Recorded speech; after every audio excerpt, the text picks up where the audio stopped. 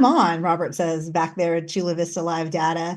And we are back for a second show today, special edition of American Perspective with Patriot Mom 007. It's still Friday, April 18th. It's Good Friday, almost Easter on Sunday. If you did not know, it's going to be a big family weekend. We're here in Phoenix, and amazing two guests coming up in this hour. I'm very fortunate to know both gentlemen, and very fortunate that they make time for me, because they are two of the busiest people that I know here in Arizona, fighting for all the other citizens that they work to protect every day, really their entire careers for 20 plus years. So that keeps them really busy.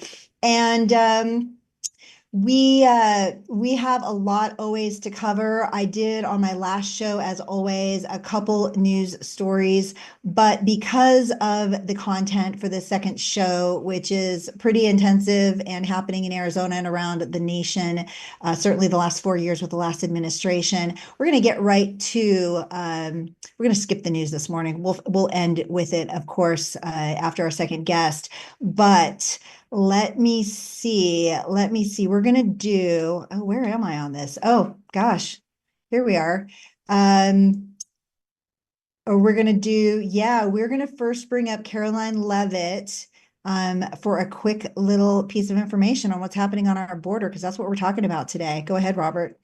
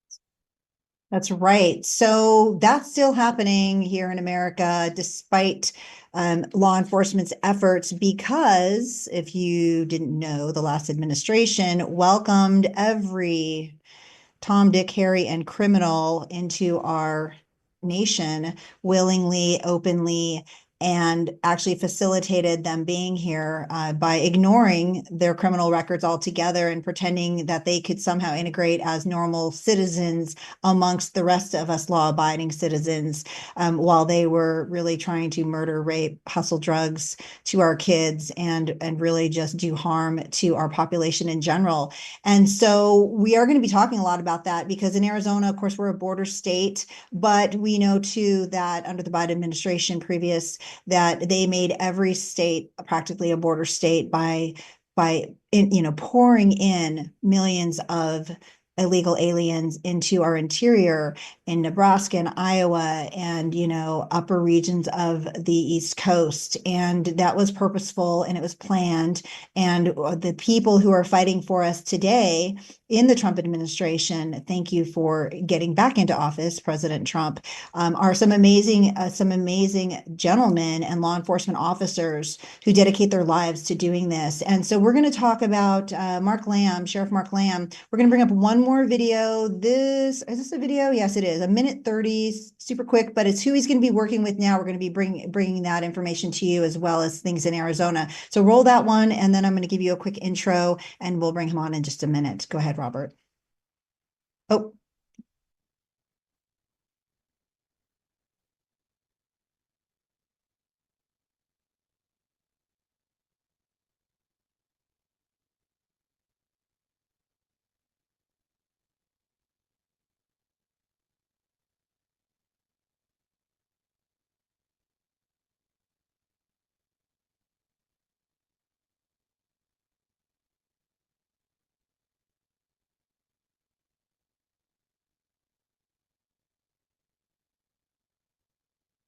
Yeah.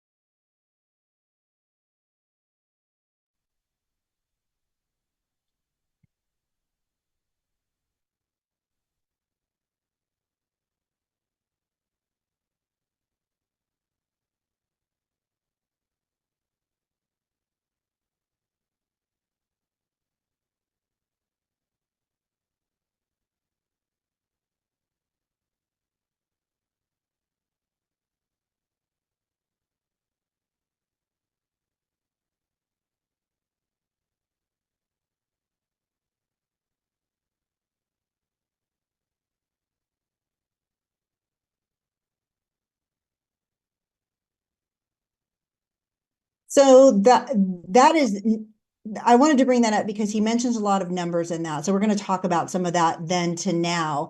And that was actually put out by the organization he's working with now, FAIR. So we're going to get into that as well. But if you don't know about Sheriff Mark Lamb, former sheriff of Pinal County here in Arizona, he's a dedicated law enforcement officer. He's a staunch advocate for traditional values. He's a respected leader, of course, public servant and former sheriff, like I said, of Pinal County in Arizona, best known as American Sheriff.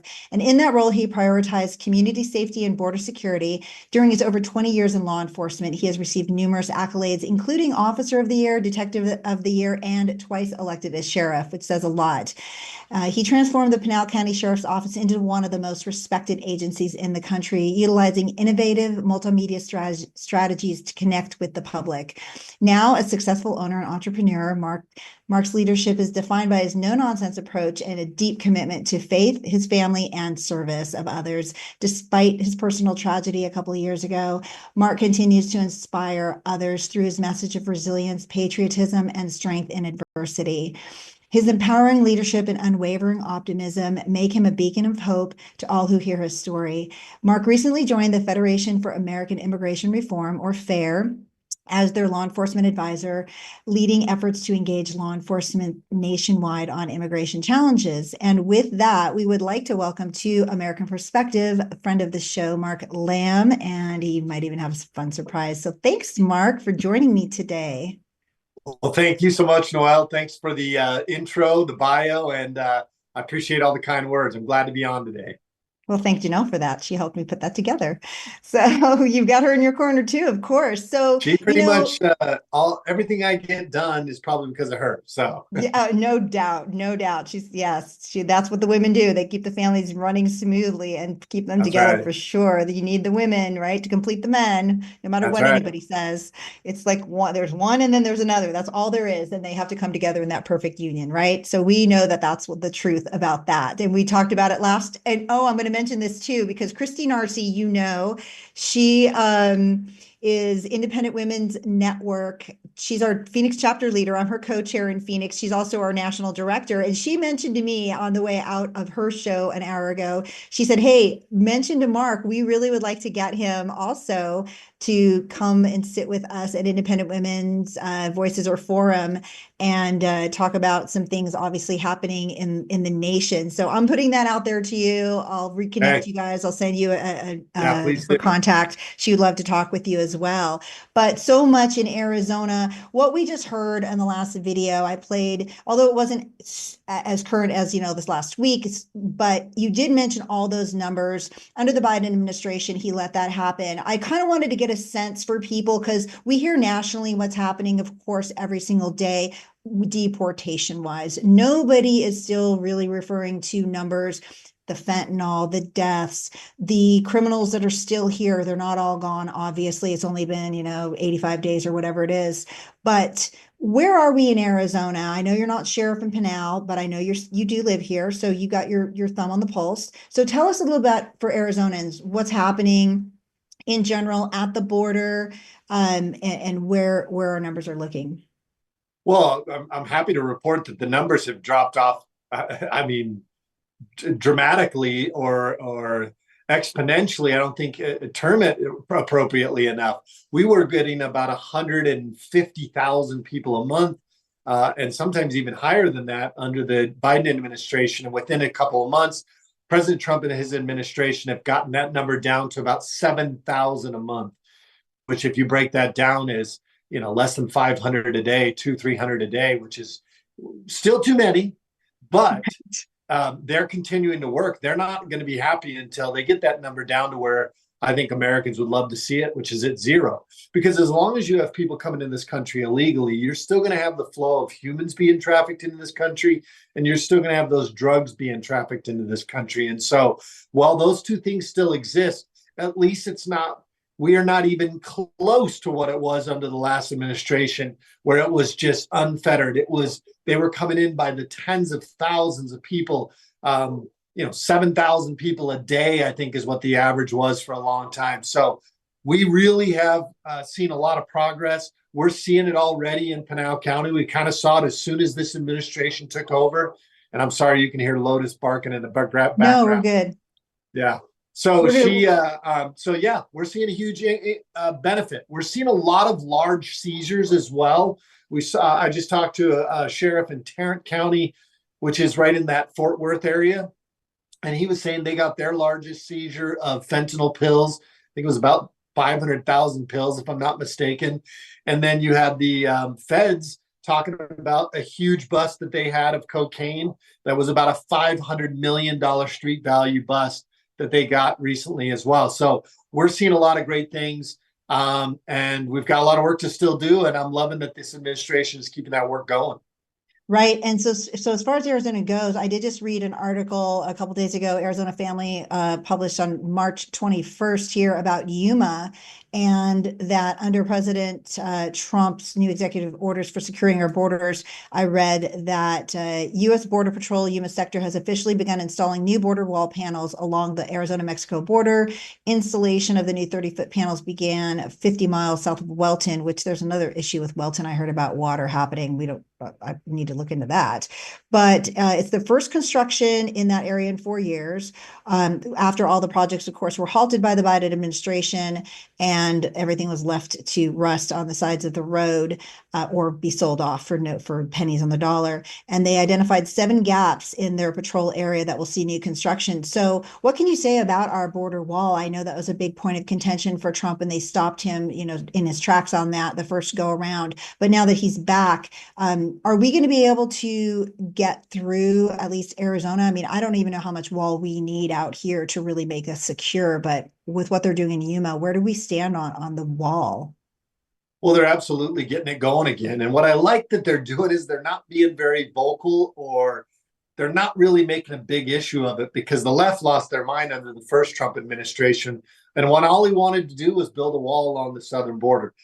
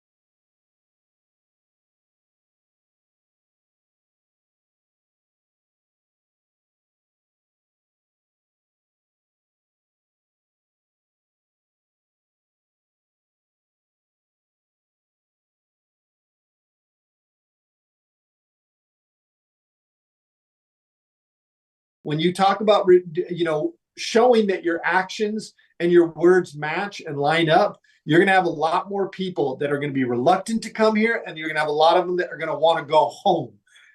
So there's a lot to unpack in there. It's been 2 months, maybe 3 months. We got a lot of work to do. And remember, he's doing this with the court at every turn trying to stop him. These courts and these politicized judges are impeding on the executive branch of government. They're letting their politics play into their decisions, and they're impeding his ability to go out and do the work. So understand, give him some latitude, but then also understand he's fighting against every move he's doing. He's fighting against the courts and this big Democrat leftist machine that wants to keep America in the path that Joe Biden had it on. That's right. I mean, it's amazing, really, that President Trump, I mean, thank God he's such a strong individual. I don't think anybody knew really what his capacity was or bandwidth for the fights that he has been up against the last 4 years. And of course, the first 80 plus days. I mean, they keep coming at him. And luckily, the resilience is so strong that they cannot take him down. And he really it just makes him fight harder for us. And we're very grateful, as well as you. I mean, you were with Pinal County 2 terms as sheriff, and you did a lot in our state. And now, they have recognized that in other states and in the East Coast in DC, the Federation for American Immigration Reform is brought you on as one of their advisors now. And I don't know a lot about the organization. I don't know if it's how long they've been around. You can maybe tell us a little about that. We've got actually just everybody who's on right now. Just to let you know, we did go offline for a couple of minutes. Robert had a little issue on the, I don't know, whatever. I don't know any of that technology, but some kind of issue. Great, they missed everything I said. No, I've got you recorded. No, we're going to put everything back out. Are you kidding me? No, I got all the words. No, it was just a short little clip that wasn't live, but we're back live now. And so the chat also, we had a little problem today. Just want to let you guys know, if you're not seeing chat, that's why. But chat later. I'll chat with you as I always do. Please don't think that I won't. Just can't do it live right now because we're talking to somebody that has some really important information. So FAIR brought you in. And tell us a little bit about the organization, because Art's going to touch on it as well, and what your role is with them now. So FAIR is a great organization. They've been fighting for border security and immigration reform for a long time. I don't know how long they've been around. It's 25, 50 years. They've been around for a long time, and they have been a heavy hitter in the in that charity 501c3 area where they're fighting for border security and immigration. Common sense immigration. So one of the things that they focus on is the role that I'm filling is really developing more and more sheriffs within that organization that are actively involved, that get our newsletter, that are supporting one another. We push for 287G, which is 287G is the ability for local law enforcement to work with ICE, whether it's in the jail, and now they're re-implementing the 287G on the streets again. But FAIR has been a big proponent of making sure that those jails have a 287G program so that when somebody commits a crime and then they come into my jail, I can now report it to ICE, and ICE will pick them up. Hopefully, the last administration didn't, but let's hope that ICE comes and picks them up, and they send them back to where they came from for committing crimes here in this country. So that's a big part of it. It's constantly working with Congress and Senate to pass common sense immigration, more effective immigration on a legislative side. So they've been doing a lot of work, and I'm honored to be part of it. And if you want to go support a great organization that's been fighting for border security and immigration, go to fairus.org, fairus.org. And it's great because we got Art on board now too. And we have that information on the lower thirds. Also, you can find Mark, he has a website as well. And so you're going to check that out. His Facebook, Instagram, and X are also down there. Also in the descriptions, you guys, I always try to put all the information in for you so you can easily find it on everybody I talk with and all the organizations that I'm dealing with personally or that I'm trying to share resources with you at. And that you can find at Patreon_mom007, all the regular channels, of course, Instagram, Facebook. Actually, Instagram's the worst one, but YouTube, Rumble has full descriptions. and Facebook, we're live with them as well today. So I highly suggest, as I always do, that you look at these organizations. What I bring to you is a teeny snippet of information. It's really just to push that out there so you know what's happening. But I do encourage everybody to go on all the websites I provide. You need to look through them. You need to see what's happening in America, honestly, whether it is locally, like we just talked about our legislative issues and Hobbs vetoing that women's rights bill that we were trying to push through the Independent Women's Network, which we did. She vetoed it a couple days ago anyway for the second year in a row, because she is not a proponent of women, apparently. But with Mark and what he's doing on immigration reform, I mean, this is a big lift for anybody. And it's nice to see that you have like a little, you were big, you had the big umbrella of the county, and now you get to, I feel like, even though it's the nation, I feel like you have this new direction and job where you can start focusing a little bit more, maybe with Art and the organization, on the reforms that we're looking at with President Trump's administration. And so I know that FAIR, what I did read about them, they have policies about, humane treatment. They want to make sure things are done properly, obviously, for all the people involved. And treating people humanely is a big issue for a lot of people. But that's everybody wants that. Like everybody everybody wants wants that. people to Everybody be treated. does. That's a leftist talking point when they try to say that. But we do. I mean, Yeah. I don't believe in illegal aliens. My dad came here. My whole family came here. I'm a first generation born American. So I know there's a pathway to citizenship. It does take a long time, and now it's more expensive than it used to be, but I know it exists. So however, their point of contention this week is with Garcia, Abrego Garcia, and which is hilarious every time I hear. Right. I'm glad we you keep brought hearing that up. more. Yeah, we're going to talk about him for sure, because we went from possible gang, affiliations, which has been proven apparently, from my understanding, the records show a couple courts have established that, despite some of the earlier police reports, which I did read, were a little vague the way they were written, and not definitive on that particular point. But now we have a DV, a domestic violence report from his then possibly not wife yet, current wife. And I noticed on the report, I just happened to look at this yesterday, this was issued at 12 o'clock a.m., okay, in the middle of the night. Now, I'm familiar with the DV courts here in Arizona. I've used them years past, and I can't imagine how somebody got in at 12 a.m.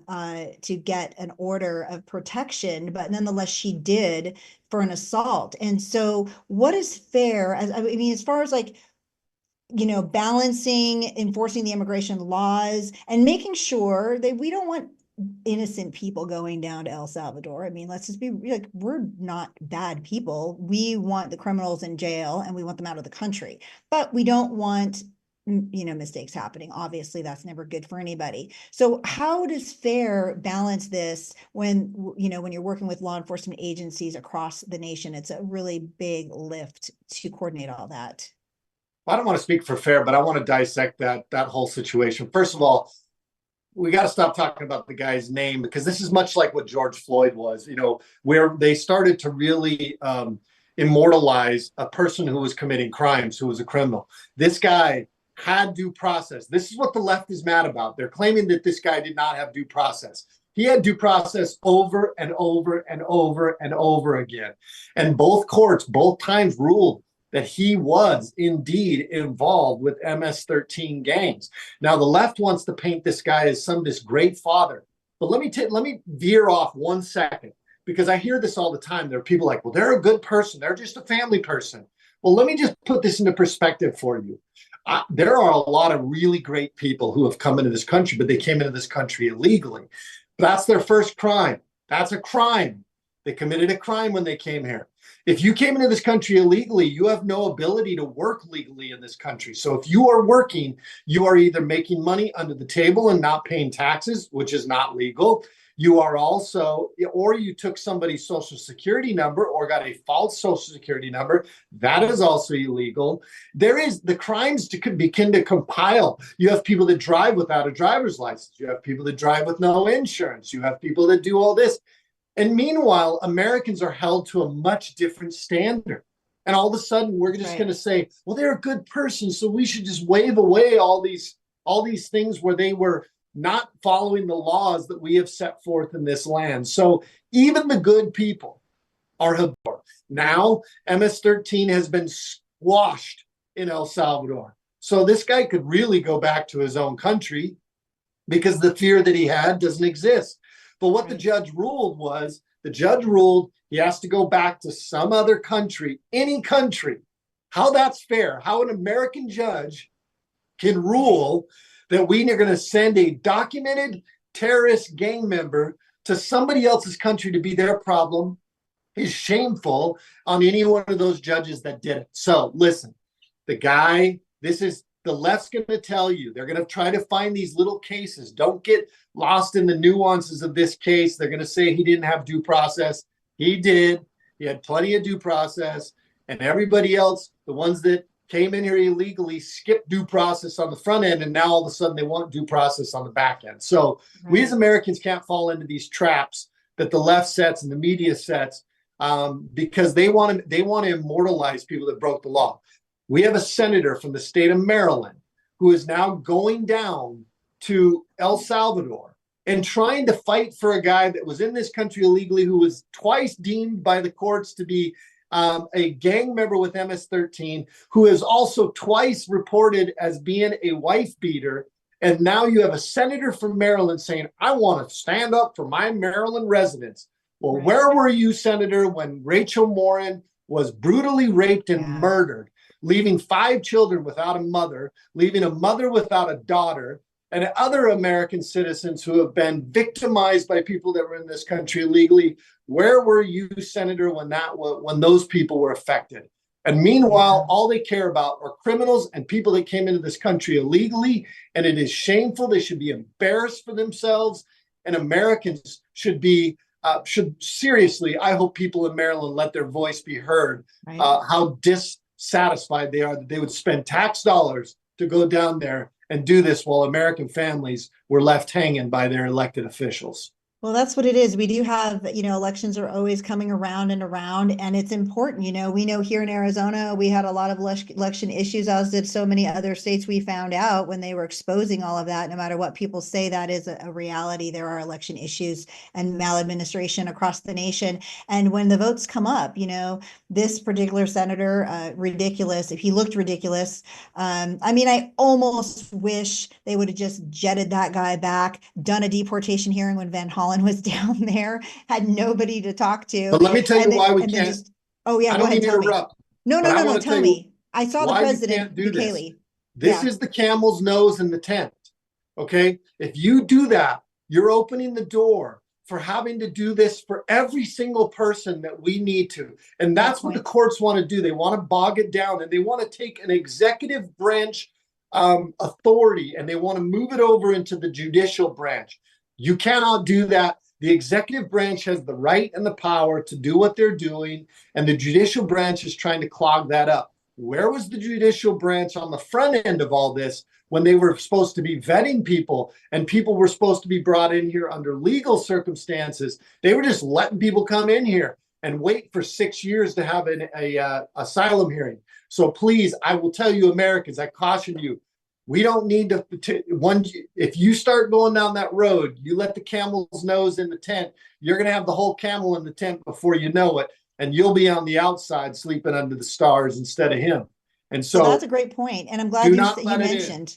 Yeah, I'm glad you mentioned that, because people do wonder. I did wonder. I mean, even if it's just a quick return trip, just to prove the point that, yes, you are getting deported no matter what, even at the end of the day, if we have to go through that rigmarole. But you're right. It does set precedent, and we don't want to do that and allow them any leeway to have any maneuverability back into the country once they've been deported. Bukele was right. He's keeping him there. He knows, listen, a government there determined he was a criminal. 2 courts here. I don't understand why those courts are not stepping up to the other judges judges who are the activists who are getting involved in any of this right now, and just saying, hey, listen, these are the orders we gave, 2019 and the other order, and this is it. Like, we're done. And the press that I keep hearing, this call for this poor guy, I'm like, my gosh, you guys, how many records does a person need before you think he's a criminal? I mean, one is enough. The DV in itself is enough. And then, oh yeah, by the way, he is an illegal alien who crossed into our country without any documentation. He fled law enforcement. He did not turn himself in. He did not go through proper process. And from somebody whose family did go through proper process over the years that it took them, that's not okay, period, end of story. So illegally in our country makes you a criminal, no matter what anybody thinks. Sheriff Mark Lamb, or now just Mark Lamb, it's so weird now, no sheriff attached. Just still clearly, sheriff. You're still sheriff? Sheriff. You still got your badge. You still got your star. You still got your star. But yeah, he just laid that out for us. People need to remember they're criminals right off the bat. End of story. When they cross over illegally, they don't need to do anything else here illegal to become a criminal. They've already established that fact by doing that first action illegally. So I'm all law and order. I'm a criminal justice major out of NAU. A couple of years ago, I just graduated, and I started in law enforcement 30 years ago in another state. And so, I mean, I think our rules are here obviously to protect us. You guys, everybody needs to understand that what our law enforcement, our new administration is doing is to protect you and your family from the drugs, the sex trafficking we didn't even talk about. I had some guests on the last few weeks, Pearl at the mailbox here, Sherry Lopez, I think you know her. She works at that. And as just Audra Morgan, I had her on last week. I had the storm in California. So these people also handle the sex trafficking issue in different aspects. So that's a whole nother separate thing. But just the criminality alone, we need to eradicate from America as fast as possible, because any extra criminals here just makes us that much less safe overall. Either you're a nation of laws or you're not. Exactly. And we have to be a nation of laws. And I'm sorry that good people decided they didn't want to follow our laws and came into this country illegally. They could have gone through the process. I get that the system is broken. I get it. But you can't cut the line and you can't break the law. I promise you, I've lived other countries. You do that other places. I mean, I lived in Panama. If you were there illegally, that was a big problem. So every country. And that was a more friendly country. They will throw you in prison. You do not get the same treatment. And mind you, one more thing about all those people that are in this country illegally. Many of them, a huge, huge amount of them, are tapping into our federal dollars, whether it's for Medicare, access, Social Security that they're getting illegally, whether it's all of these different things. They're taking advantage of programs, which is why now as a country we're so broke, is because we have also been paying for people that were in the country illegally, citizens that were not even paying taxes or paying into the programs that they're taking advantage of. And so it's a big problem, folks. Don't play this game with the left. They want to play like there is no due process. Those people chose to not follow due process when they came into this country illegally. And for many of them, including this guy that's currently in El Salvador, it's the last thing I'll say about him. He had due process many times more than he should have, because twice judges said you have to be removed from this country, and yet he was still here.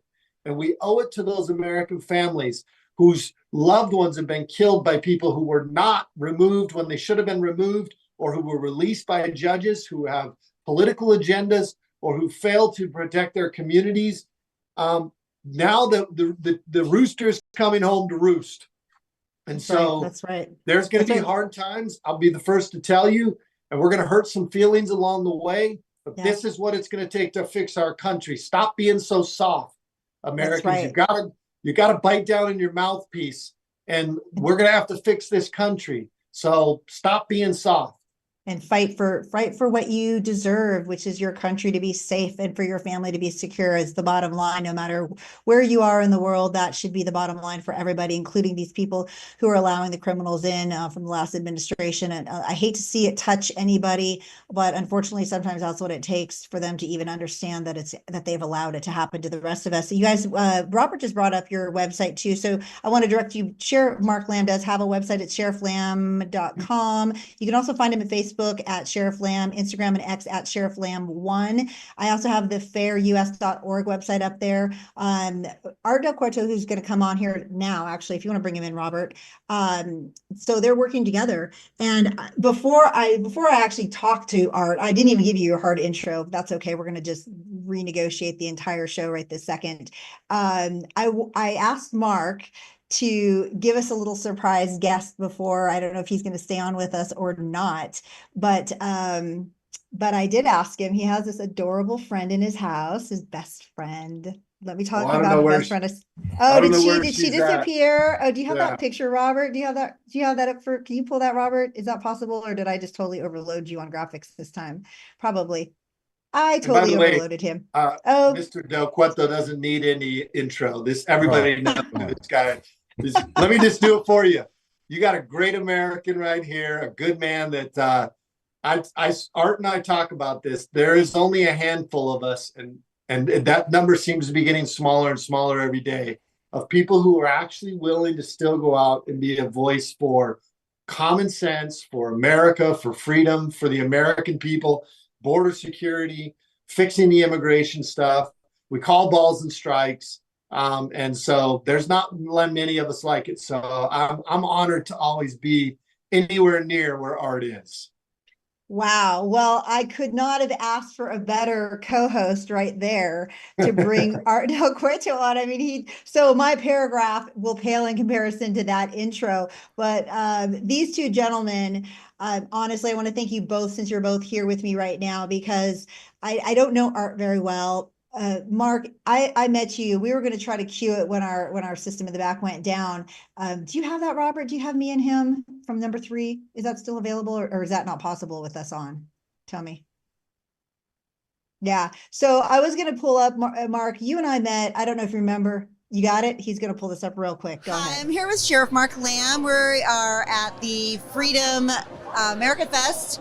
And I just wanted to ask you, Sheriff Mark, how's it going down at the border? If you can fill us in, maybe some of your latest trips down there, what's happening? Not good. It's not good. You know, I talked to the sheriffs who are right on the border in Cochise County, Yuma County.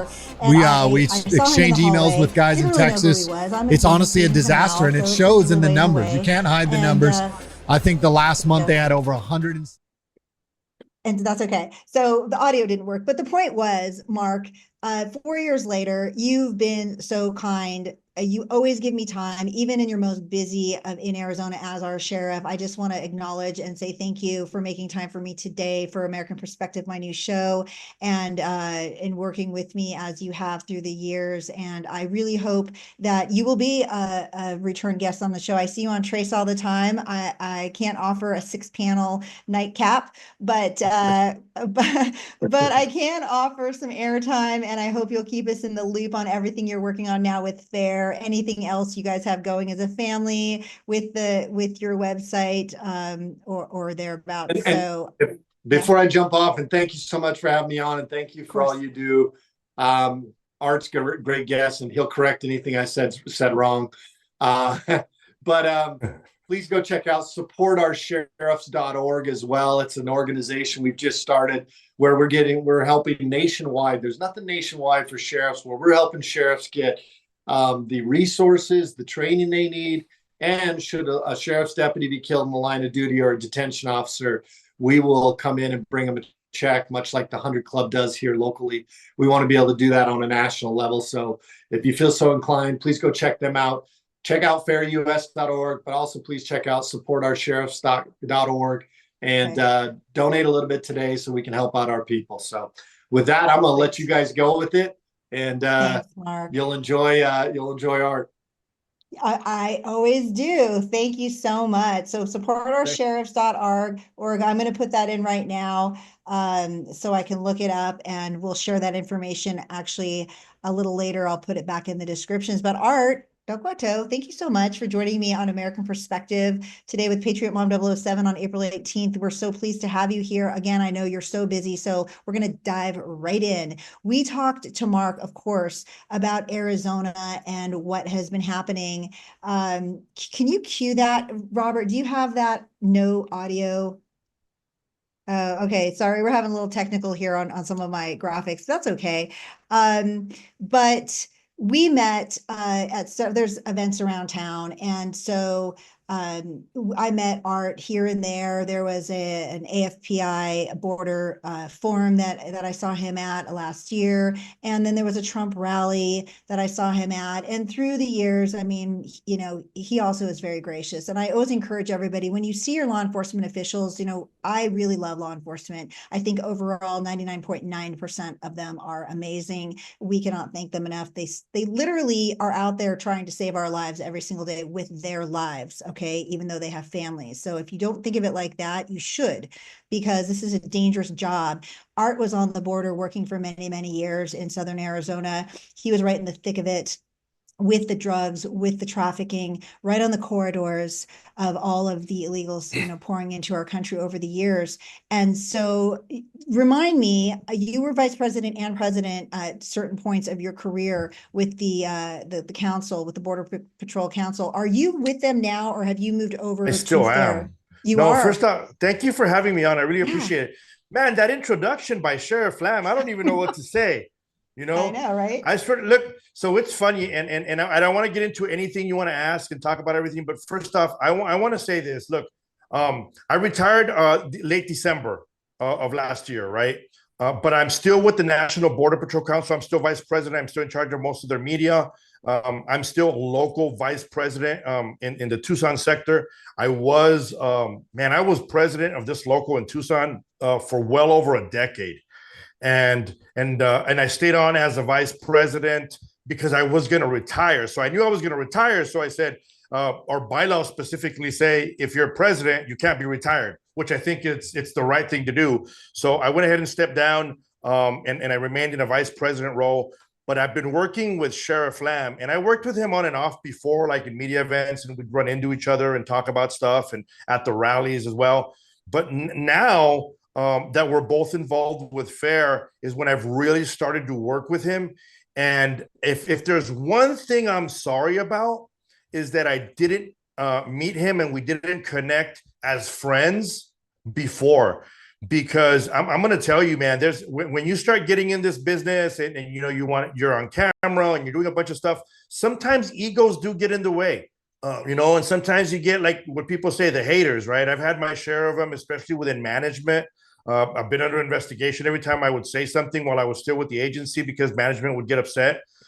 Sheriff Lamb is one of those individuals that he doesn't have that ego, right? He doesn't have the, hey, me, like put the camera on me, let me do everything, let me do the he doesn't do that. He wants to share everything.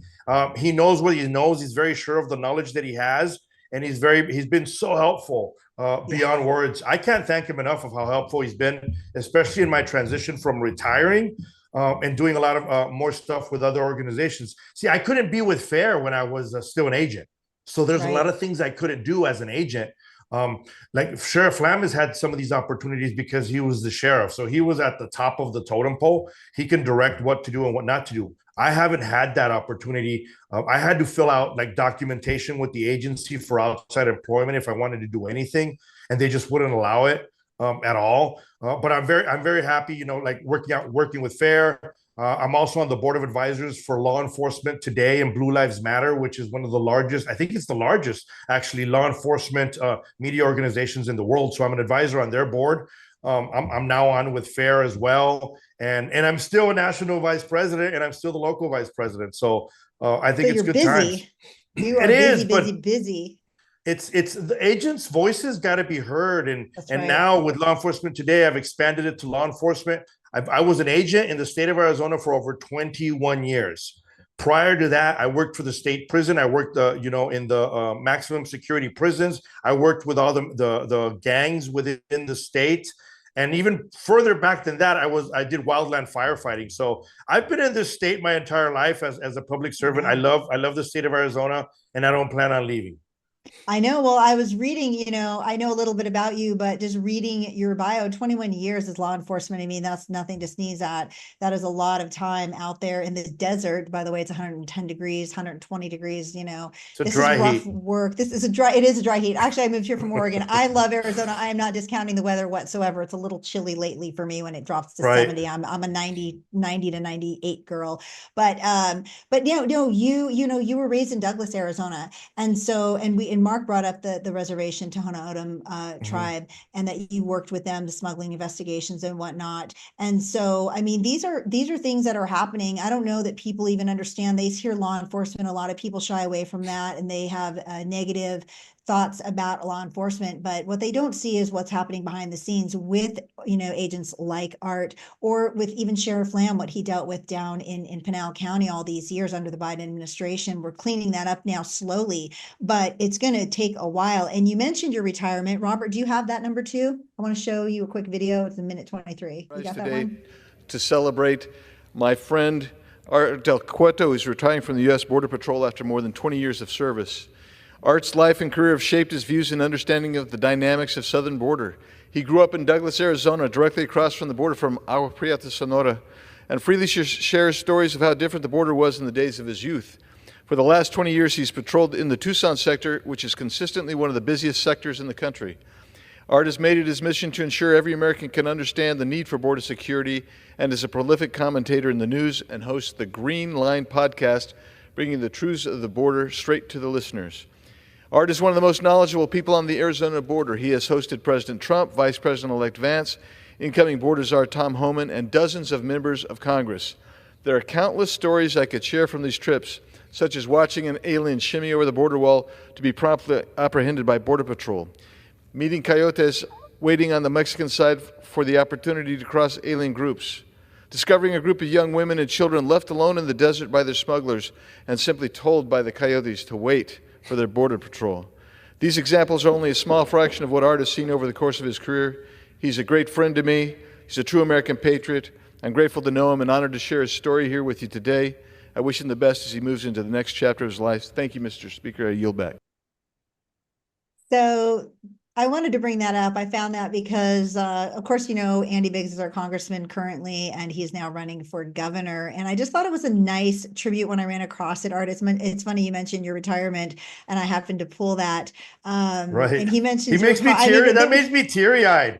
I know. I'm trying to be this tough guy with you, and then you put something like that on it. You don't even tell me it's coming. You're trying to be a tough guy with me? Oh, God, no. Okay, well, okay. Sorry. We'll readjust you didn't back even into tell toughness. me. You gotta warn me on those things. Am I supposed to warn you so I yes. get? Oh no, I got teary-eyed, and I'll tell you why. Oh, that's fantastic. Andy Biggs has been such a good friend to me for the longest time. He's been such a good friend to the Border Patrol agents. Yeah. I've always said he's the Border Patrol agents congressman because he's not on the border, but he's made more trips and facilitated more trips for congressmen and senators actually down on the border so they can see the reality of what happens in Arizona. And I know we're live, and real quick, I don't know if you know the news, but I've been in contact with him throughout the week. I want to send out my heartfelt condolences to Andy Biggs and his entire family on the loss of his daughter. His daughter passed away earlier this week. I've been in contact with him since it happened. He just barely posted on it today, though. And I've been back and forth. But so my deepest condolences, especially during the Easter holiday and the Easter weekend. That's horrific. I have kids myself, and I couldn't even imagine having to go through that. So he's my friend, and just please keep him in your thoughts and prayers throughout this week. I don't know if you knew that. No, I didn't know. When I'm preparing for my show Thursdays and Fridays, I literally don't see anything public. It's all about what's happening here in the studio and getting ready with Robert. And I did not know that. And I know Andy. Somebody just reached out to Cindy, his wife, on my behalf to request, that if he could find time for the show in the near future. And I am so sorry. So we here, Congressman Biggs, Cindy, the family, the Biggs family, I would like to say too, we are so sorry. I am so sorry. I do have boys as well. I have children, and horrific to ever think that anything could happen to your children. I feel terrible for the family. Thank you for sharing that with me and with everyone. We will keep him in our prayers, of course, and his Please family, do. and Yeah, hope it's they find the unimaginable. strength. Yeah, it's a tough, it's a holiday weekend. It's always tough, but it's never easy. It And we isn't. wish But he's them been all the such a best. big help in everything. Look, when we've had, and fortunately, I don't want to say unfortunately, I want to say fortunately, Texas has a governor that has been very helpful, and they talk about the issues at the border, and they give so much access to law enforcement, different agencies, to the media. We haven't had that in Arizona, so it's just a select Right. few that have been out there trying to push the message. I mean, Sheriff Lamb, Andy Biggs, myself, we're trying the best we can. You remember back when you saw the 300 illegal aliens that took down the fencing down in El Paso? Yes. Everyone Yes. they saw it and it was horrific, and they were talking about it, and it was in all the major news. That same weekend, we had 3,000 enter in Arizona, but no one spoke about it because the media doesn't have the access that they have out there. And, we do have that area, like Sheriff Lamb mentioned earlier, of the Tohono O'odham Nation, right alongside the border. And it's over 60 linear miles with the U.S. border in Mexico, where you can't patrol as much as you can in other areas because of the politics of the nation. They don't allow you to work certain spots or do certain things down there. And that has become the major corridor for cartels to bring drugs into the country. And we continue to see it. The numbers are down of illegal aliens entering, but you know what? You're still seeing the drugs come in. The cartels have made billions of dollars the last 4 years under the Biden administration. They're not going to stop. They're going to continue trying to get more and more creative to bring more and more drugs into the U.S. Well, Mark touched on that. I brought up a video of him. It was an older video, but it talked about all the drugs, the numbers of people, the pounds of drugs seized, the amount of people dying. We didn't get to touch on it much, but I'm glad you brought that up too, because my point to bringing that older video up with him was, he was talking about all those numbers, right, and how bad they were. But now what they're talking about, they've kind of dropped off the conversation about the fentanyl deaths, about the criminals still here. There are still people coming over. There's so many that are already in here. They've sort of narrated over now just to deportations, or the negative part of what they say is negative in deportations, which again, Mark and I address, they're here illegally. If you come illegally, you've committed a crime. If you commit a crime in another country, I mean, for God's sakes, remember back in the day in the 90s, that kid got caned in Thailand, I think it was. Yeah, Or I remember you remember that. that? Do you remember that? Like, you go to another country, remember the Midnight Express in Turkey? Remember that movie? You go to another country, you smuggle drugs. I mean, Brittany Griner, they took her to the Russian camp. I mean, for some marijuana. I mean, you commit a crime in another country, you're going to jail, or you're going to be, penalized severely. We here in America have coddled our criminals to the point of them obviously having so much bravado that they think they can get away with anything, and nobody is addressing anymore because it's all about deportations and who we shouldn't get rid of. They're not talking about, still people are dying still of fentanyl. The cartels are not put to bed yet. They're still actively working across the border back and forth. So what are you seeing with FAIR? What is your role going to be with them? Mark touched on that, but I'm really curious how you're going to fit in with him, if you guys are working together, what your job, so to speak, will be. Right. So I'm basically sitting in as an advisor to FAIR. Look, I've worked with FAIR for a long time before. It's an organization that's been around for over 45 years. Okay. Like Lamb had touched on that. They're a 501c3 company. They talk about both sides of the aisle. They're not like one-sided only. And that's where there's been some mix-up sometimes with people. But you know how it is. Haters are going to hate, is what I like to say. True. They've been so bipartisan. I've worked with them for a long time. They would annually put together an event in Washington, D.C. called Feet to the Fire. And I would go out there every year and I would do the interviews for them and with them on Feet to the Fire. It would be, they would gather, man, it seemed like hundreds of different reporters and news outlets and radio personalities from around the country. And they would host this gigantic event. And I would go out there every year you'd go out. I would do probably well over 150 interviews in one weekend with FAIR. Wow. That's how big their event was. So I'm doing the same thing that I did it, except instead of having to do it in one weekend, I'm being able to spread it throughout the year.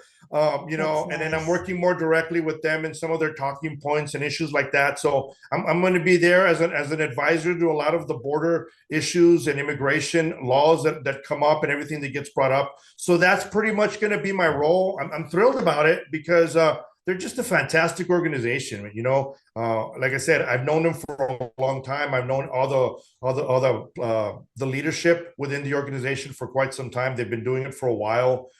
So it's a real breath of fresh air. And the way I see it, it's an extra voice, right? They have a huge megaphone. They have a huge voice in throughout the United States, within Congress and the Senate, on both sides of the aisle. So I think this is just a fantastic opportunity for me to continue to help out law enforcement, to help out, you know, the agents out there, and just have that extra megaphone, extra voice out there to continue getting things done right, so America can do better. And the agents, my brothers and sisters, I tag them all the time on my Instagram, and I say my brothers and sisters in green, and I also write my heroes in green, because they're my heroes. As you mentioned, I grew up in southern Arizona. I grew up on the border.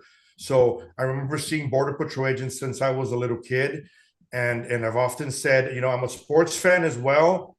There's an old saying when Lou Gehrig retired from the Yankees, and he said, I'd like to thank the good Lord for making me a Yankee. Well, you know what? I've thanked the good Lord for 20 plus years for making me a Border Patrol agent. So that's why the Green Line podcast is called the Green Line podcast, because your uniforms are green, not blue. Is that right? Right. Yeah. But see, so I didn't start it. It was it was a couple other guys that started that Green Line out of San Diego. And then I started, you know, contributing more and more. And then some of them, you know, dropped off and didn't want to do it anymore. And I just stayed on it because one, it's enjoyable. I love the whole podcast radio thing because I think it's more, it's more unedited. It's more true. I do Fox News, Newsmax. I've done CNN, I do every single major news network in the country, and I still do it like a lot throughout the week. But and I don't want to say it's edited, and it's not edited, it's not fixed, but it's more restrained, I guess you would say. Short, and with super radio, short content. Yeah, and with this, you're able to just talk about anything and all your ideas and everything that's going on, and be just 100% truthful with the American public, and I think that's just so much better. Well, and that's why when I have you guys on and I ask guests on, oh, there's your Green Line. It's on iHeart and Spotify. You guys can find it there. It's on the lower thirds. You can see it. It's also in my descriptions at Patriot_Mom007. Everything about art you want to find is there on Rumble, YouTube channels. And we didn't go live today. We went live on 10 channels or some other channels going. We had a little problem. I think YouTube's really giving me trouble, but we're still live out in multiple other channels. But you can find the descriptions there. And I was saying this with Mark too. You know, you get on the websites, you guys. I mean, you hear art everywhere on all the major news channels. Here, I mean, I do like to have a little more conversational. It's not a quick hit. It's not a, 3-minute segment and then you're out and the next person. Like to me, that's like what? That's just like a clip. Like, you might as well put a short out and not do the interview. But that's just me personally. I've always done long form, and that's just what I prefer. I want to get more information out, not less. And so I want Robert to play. Robert, can you play number 3? This is President Trump, and this is a little ways back, but we're going to tie it into 2025. Do you have that one for me on number 3 with Trump? My name is DelCueto. I am a vice president with the National Border Patrol Council. And I want everybody to take the time to understand what's going on. We are all affected by this shutdown.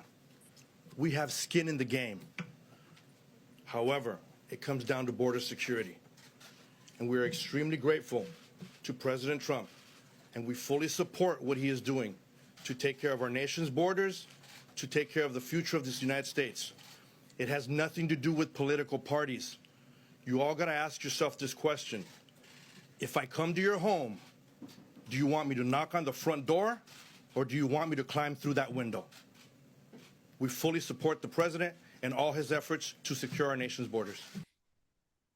So I got that clip because that last sentence you said, do you want me to come through the front door or climb through the window? I mean, if that should be a tagline on the biggest PR ad ever made for why we deport illegal aliens that come across, our borders, because obviously that is our front door. I don't know how more simple it can get the way you said that. And that was 2019. So Right. you look pretty darn close to that. But now that was Trump then. Now we have Trump back now. I mean, how are you feeling? And then also, Robert, can you bring me up number 4 too, real quick? Do you have that photo? Can you pop that up real quick before I ask him this? If we have it, he'll bring it up in a second. But what do you Yeah, see? that was during the shutdown. Man, you have no I idea know. how many phone calls. So after I left there, I received a ton of death threats. Oh, After that, after I spoke there. Yeah, by the time I got home the next day, by the time I got home the next day, through every media outlet that I had, social media, I had messages, I had death threats, I had phone calls, I had tons of stuff because of that. People were upset. So you see, so that was with Trump in 2019. This is with our new ICE Secretary, Tom Homan. I have a couple interviews. Actually, I don't even think I have them up from AmFest the last couple of years. But so this for me is interesting because you've been in the industry so long, you've seen all these turns of administrations. And here we are again. I mean, you must be so thrilled, and Mark Lamb both, and everybody really on the right side of law enforcement. You must be so thrilled. Here you are, and here these guys are at the top now, and regulating what's happening in America, and you're right front and center, able to work with them side by side in another effective administration. And so, what are you seeing with Tom Homan's, new regime and President Trump that they're doing different from 2019? That was the pre-shutdown of COVID, but Right. the criminal element remains the same then or now. What are you seeing different from then to now with Tom and with President Trump's new administration? Well, first of all, Tom Homan's a game changer, right? We didn't have the borders our position to the effect that we have it now during the first administration. Sure, we had Biden come in and say that he was going to give Kamala Harris, she was going to be the new border czar. I never saw her on the border. I mean, she campaigned there, towards her campaign time. But other than that, I never saw her. I never had a conversation with her. She never reached out to the boots on the ground. Tom, I think, makes that change where he's out there and he sees it from a perspective of he's been there before, right? He was the ICE director. He spent some time as a border patrol agent. So he knows the different aspects of the reality of what happens. And I think having that leadership there is that game changer, because he can say, look, I believe these ideas work or these ideas don't work. And at the same time, look, I have conversations with Tom Homan all the time. He was just in Arizona last week. And we talk on the phone. He's a good guy, and he stays in touch. And that's one of the big reasons at the same time that we were so leaning towards President Trump to begin with, even during the first time that he ran, is because he reached out. When President Trump ran for president the first time, he came out to Arizona, and there was several candidates from both sides of the aisle that were in Arizona, but he's the only one that reached out to the union side and said, I want to speak to the boots on the ground, right? Because he realized that if he just spoke to the management side, the management side is going to give you the song and dance that they're being told to give, depending on who is in the president position at that time. But it's a big deal having Homan there and putting the right people in the right positions. Like I said, I'm able to talk to him all the time, and we go back and forth. Mike Banks, who's the new chief of the Border Patrol right now, I mean, I had the privilege of working with Mike Banks when he was out here in Tucson. So he was in Tucson for a long time, and then he went up the ranks in supervisory positions in the state of Arizona in Tucson sector. He's just fantastic to work with. You got people there that have actually gotten their boots dirty working the line, and I think that makes a big difference now. It sure does. I mean, to see them really in it. Kristi Noem is going down. I mean, she went to El Salvador, for heaven's sakes, to the prison. I kind of question that from a safety perspective, but obviously she had, and honestly, I've done tours like that. I was a little surprised that she didn't have her hair tied back. I just thought it. Yeah, maybe but you know what? safety-wise, I think it's a I get it, controlled but environment. Look at how controlled it that totally environment controlled. was. You know what I noticed? That the guys behind her, if you look at the pictures, none of them were looking at her. None of them. No. And there No, were and she's 70 being guys in that criticized. cell. See, that's what I think why there's so many haters and there's so I many worried people that more have about her criticized her. safety, but I know she has a hard team with her, and they're Right. clearly full lockdown. I mean, those guys can't even avert their eyes up. They have to look down when they're walking. We see that from the Right. videos. And I did notice that they weren't even allowed to look at her. And so, I mean, they run a tight ship, and I wish we ran a tighter ship here, actually. We'd have less problems. But no, I mean, we see the advancements they're making, Tom Homan, Kristi Noem, and President Trump. And now, you and Mark working together with FAIR. I mean, it can only get better from here. We do have a huge hurdle to get over with the millions they brought in. Do you see? I mean, we've got 4 years ahead. They're like, oh, you only have 2 years. Actually, I think we're going to have a good 4 years. I'm not worried about the 2-year mark, frankly.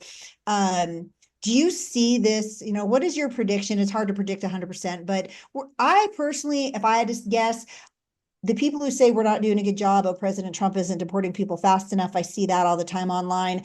Come on. There's millions here that have to be deported. You got to give them a second. But I think they're going to make some really good headway in 4 years. Do you have that feeling as well from what their start I think so. point You know is? what? I think they're doing good right now. I mean, I know people get frustrated and people say, well, they're not doing it as fast as they can. The element of surprise is gone. Remember that. So for the longest time, we were saying we were going to do it. No one believed it.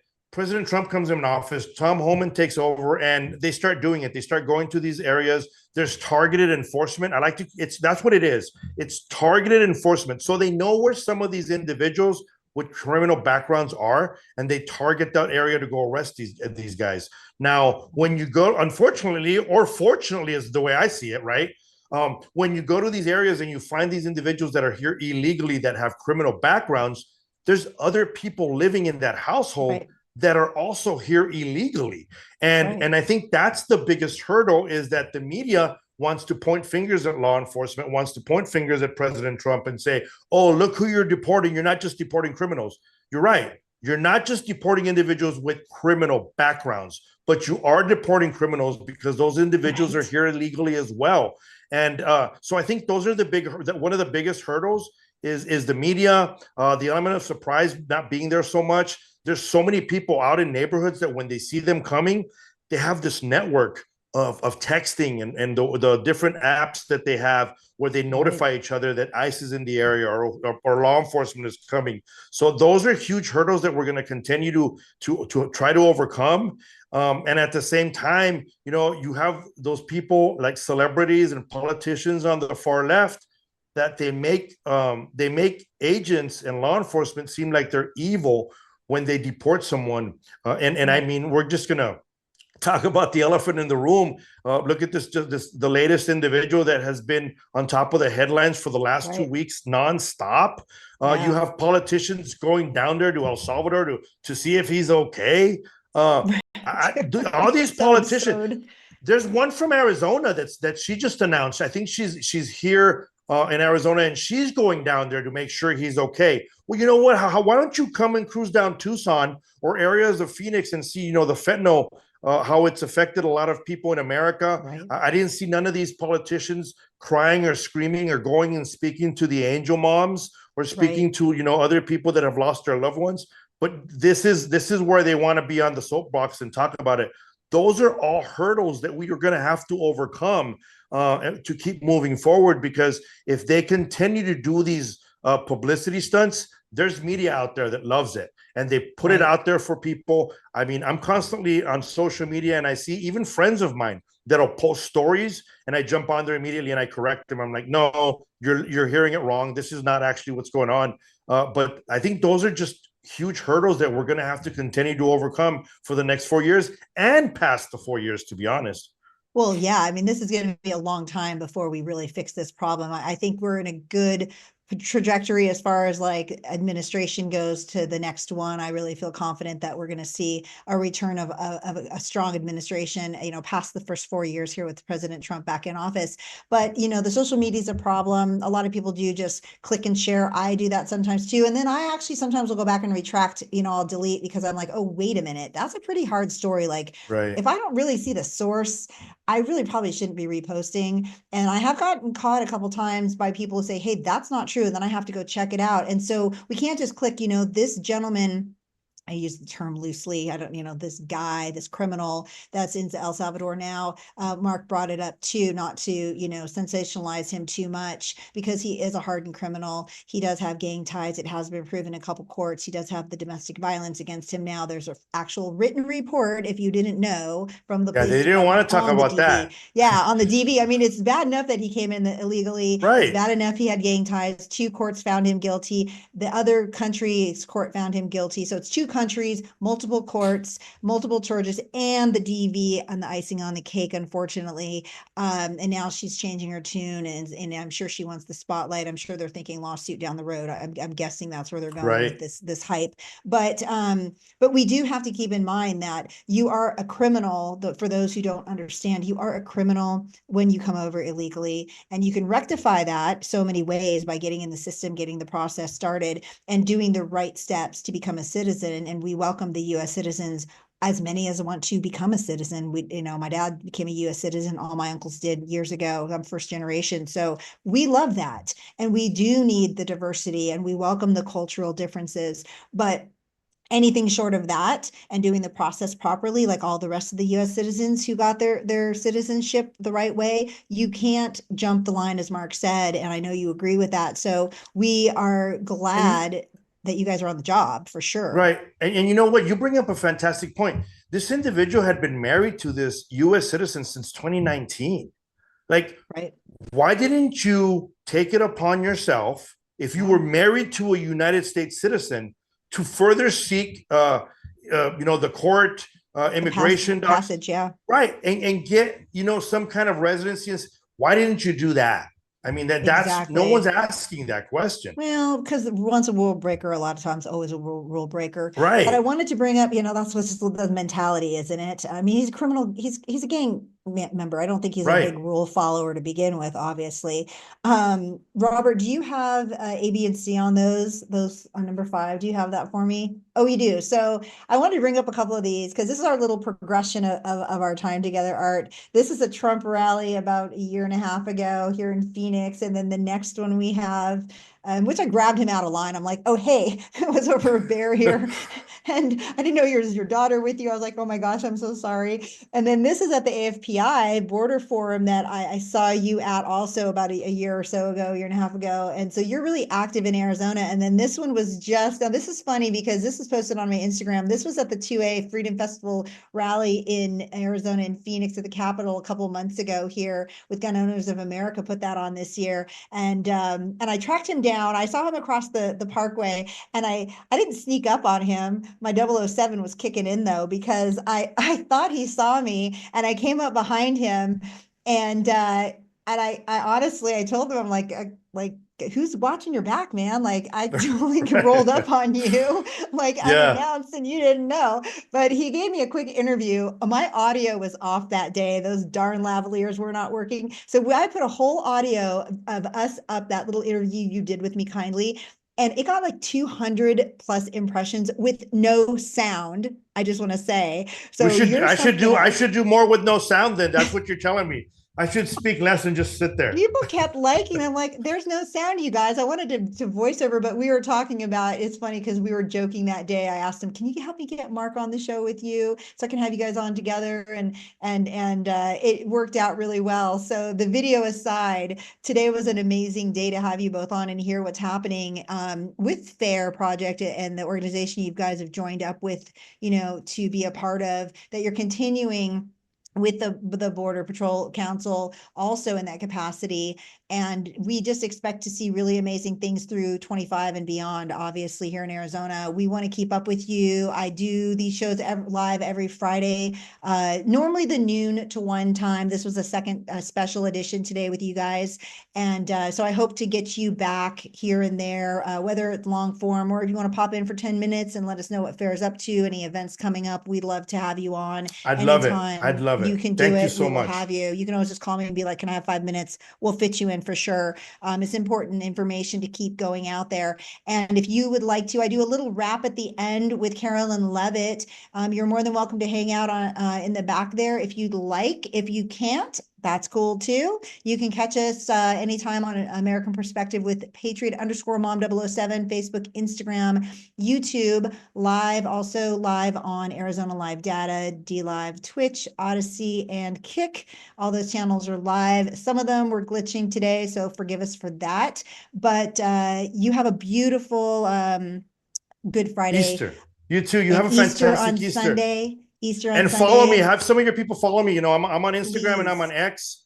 Yeah, we have everything up here on the screen. Thank you so much. Instagram's at Art DelCueto and X is Art DelCueto AZ, the Green Line podcast in iHeart. We have everything in the descriptions, you guys, on my YouTubes and Rumble. There's full descriptions, all the links to find him, connect with him, see what he's up to, and keep up with what is going on in our Can I say nation with something real quick? immigration. Of course. I really want to say, I really want to thank you. I want to thank you for giving me the opportunity and for what you're doing as well, for what you're doing for the state. There's not enough of us. And when we get together like this and we're able to voice to the public and to the world what's really happening, I think it's a big deal. And I want to thank you. I know you were talking and you were thanking me for everything, you know, that, you know, my law enforcement, but I want to thank you for having that attitude and, you know, a fantastic attitude that you have of wanting to get the message out. It's really a big deal, and I want to seriously thank you on behalf of all the line agents that are out there putting their lives on the line for you doing this. It is a huge deal. I feel honored. Thank you. We see Thank you. Thank you for that, because I feel honored. I love our law enforcement. I can't thank them enough for everything they do to lay down their lives. If you guys don't know, for your lives every single day of their careers, whether it's 20 years or 2 years, some are cut short. We cannot thank our law enforcement, our veterans, our military enough. They are the people that hold our country together inside and outside abroad. Without them, God knows what would happen to us in here. If we can't pick up arms and fight for ourselves, we need you guys on the front lines, obviously. And you do it at your own peril. I let people know every day. So follow Art DelCueto on Instagram and X. Find him on the Green Line podcast. And we're going to keep up with him through the year, I think, for a long time to come. So thanks so much. Thank you so much. Stay safe. God bless. Have a fantastic Easter. Thank you, Art. You too. And you guys, I do want to mention before we wrap, we're going a little over today. Sorry, that was a long one. But MICRONIC Silver, I mentioned earlier, I've been using since December. I'm trying to learn about the healthiest products for our inside of our body. I mentioned that I got rid of my gym membership a few months ago after not using it for 2 years. And I realized that I don't necessarily need to run the treadmill every single day, but I do need to do something healthy to keep the body functioning as we get past that half-century mark and going into that next decade. And I'm trying to find products that will accomplish this, maybe because I am lazy and I don't want to go to the gym. I don't know if that's it or not, but I am learning about some products. This is MICRONIC Silver. And if you haven't heard, silver is one of the best all natural alternatives against modern day superbugs that we have all over right now. Everything's a superbug. Did you know that before 1923, silver was the most prescribed antibiotic in the world? And before 1965, there were almost 5,000 references to silver in the journals of medicine. Silver is just as effective against bacteria, fungus, and viruses as it has been throughout history. That's why scientists are looking to silver as the preferred alternative against new superbugs. MICRONIC Silver is positioned to be the recommended product to fight this battle. MICRONIC Silver has the latest cutting-edge technological and advancements in the field. Being the only organically stabilized silver product on the planet means that it far surpasses the lesser types of colloidal, ionic, and nanosilvers. The key to natural health is MICRONIC Silver's ability to work with your immune system without harming the good bacteria in your body. MICRONIC Silver does this by staying active in your body up to 10 hours, unlike other silver Silvers. Visit micronicsilver.net to read what their customers have to say about their amazing experiences with Micronic Silver's incredible products. And I can tell you firsthand, I use this little guy. It's a nasal spray. I'm not on focus, but I had a cold a couple months ago. Everybody was having them out here. I started using it. I don't use nasal sprays ever. It did seem to cut it down to just a couple days. So I do highly recommend that product. Check it out today. And we're going to have Jeff Adams on next week, who is the founder of that company. We're going to finish up today's second special edition American Perspective show with, of course, our MAGA Minute, Carolyn Levitt. Robert, if you have it, we can go with that right now. Hey guys, safe to say it was another very busy week here at the White House. Let's roll through it for this week's MAGA Minute. This week, the president took strong action to put U.S. trade interests first by raising tariffs on China to 145% and dropping tariffs to 10% for most countries after bringing more than 75 nations to the negotiating table. The president hosted the LA Dodgers and racing champions here at the White House, and he hosted a successful bilateral meeting with Israeli Prime Minister Benjamin Netanyahu. We also had incredible economic news. Inflation declined massively in March, consumer prices dropped for the first time in 3 years, energy prices have decreased 2.4%, gas prices decreased 6.3%, and real average hourly earnings are growing by 1.4%. AMG Minerals, Novinix, Novartis Pharmaceuticals, Guardian Bikes, and many other companies announced billions of dollars in investments in the United States as a result of the president's economic and America First trade policies. The White House Council of Economic Advisors released a study showing President Trump's actions will save nearly $11,000 per family of 4 over the coming years. And the president signed an executive order bolstering U.S. coal production following decades of industry decline. The administration also won 4 major Supreme Court cases, repealing rulings from activist federal judges. And the Department of Homeland Security relaunched the Victims of Immigration Crime Engagement Office to assist Americans who have been harmed by illegal immigrant crime. That's just a very small glimpse into all of the incredible work our administration is doing to make America great again. Thanks for tuning in. We'll see you for next week's MAGA Minute. All right, you guys. So a lot of good stuff happening in America, no matter what anybody else says. If you don't listen because you're fed up with what was happening before, Carolyn Levitt gives a wrap up every week. This is from last week on Friday, April 12th. I always bring the week prior, so you can see what the administration did the previous 7 days. I mean, it's no small feat what he is doing between bringing all the countries together, even with the tariffs. Some have complained about, but the billions he's bringing in to this nation with all the new industry is something. It's going to take a while to roll out, obviously, but at least it's a step in the right direction. We want them here and not overseas, and we want to re-centralize all the manufacturing or as much as possible in America. Like, let's just employ people here and have all the industry here, have the products here, know that they're available for us. God knows what will happen in the future, and not leave us dependent to any other foreign powers who may or may not like us in the moment and may or may not provide us with what we need on the shipping barges. We've seen that happen. So we want to avoid that in the future. And we thank President Trump for all the work he is doing in record speed time. So I do also want to thank you, of course, for being here on Friday, April 18th, watching American Perspective, whether it was at the noon hour or special edition at 1:30. We did run a little over. So much to share with you with Mark Lamb and our DelCueto. And if you want to find more out about art, please do go to Patriot_Mom007, Instagram, Facebook, YouTube, and Rumble. There are descriptions with all their links there. You can find for yourself the information and resources I help provide to you today. I'd also always want to thank Robert, Chula Vista Live Data. He's over there in California. He's trying to work with me here in Arizona. Thank God technology runs across the nation as it does under the earth, or in the cloud, I guess now, because there's no more landlines. Anyway, that's how old I am. And he's really, today was a big show. I threw a ton of stuff at him. We had a little glitch midway through with our live link. It did go down. If you guys saw that, just so you know, we do have it back up. And I'm going to put back Mark's interview back out. So we have that actually on some of my other live channels. You can check it out Also, every week we're here Friday at noon, normally till around 1 o'clock. Also check out Robert's channels, Arizona Live Data, San Diego Live Data, Chula Vista Live Data at JData17. You can find him on Facebook and X. Look him up today. He puts out a lot of information from other areas in the nation live happening with our organizations that are running these states like California. So if you guys tuned in today, I hope you'll tune in again. Please follow, like, and share if you did appreciate the content. And that is at Patriot_Mom007, Facebook, Instagram, Truth, YouTube, Rumble, and on X, it is PMom007. Please remember always to get educated, get involved, any level that's comfortable for you at any point in your life that you can. If you don't know the challenges within your community, you cannot help to correct them, to improve the future for your friends, your community, your city, county, and state, your nation, but most of all for your family and their future.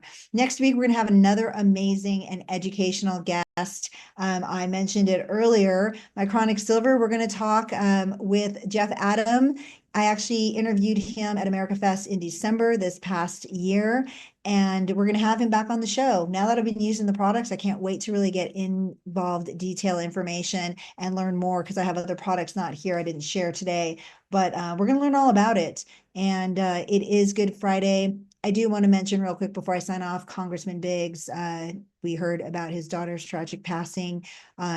We do want to say again, we are very sorry for your loss to the family, and we wish you all the healing, that God can provide for your family. And, we'll just keep you in our prayers, definitely. With that, it is another wrap on American Perspective here with Patriot Mom 007. I do hope you all have a nice weekend. Happy Easter. If you don't celebrate, also have a beautiful weekend and be with your friends and family. It's very important that you are as often as possible. So Robert, thank you so much for your help, and you can take us out.